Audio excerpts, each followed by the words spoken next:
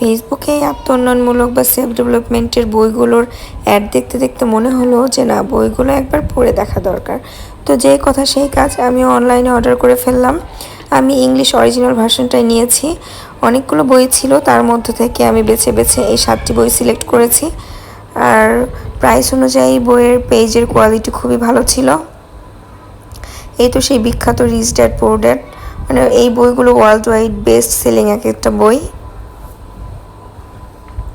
তারপর এটা হচ্ছে অ্যাটমিক হ্যাবিটস। আমার সাথে আমার ছোট বাচ্চাটাও বইগুলো দেখছে, আপনারা দেখতেই পাচ্ছেন। তারপর এটা হচ্ছে দ্য সাইকোলজি অফ মানি। তারপর এটা হচ্ছে the art of thinking clearly. আর এটা হচ্ছে how to talk to anyone.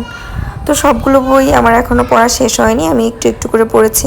তো যতটুকুই পড়েছি সবগুলোর মধ্যে আমার সবথেকে ভালো লেগেছে ইকিগাই আর অ্যাটমিক হ্যাবিটস। এই দুটো বই থেকে অনেক কিছু শেখার আছে। আর আপনারাও চাইলে বইগুলো পড়ে দেখতে পারেন, কারণ বই পড়লে না লস নেই। জীবনের কোনো না কোনো ক্ষেত্রে ওই জ্ঞানটা আপনার কাজে লাগবেই।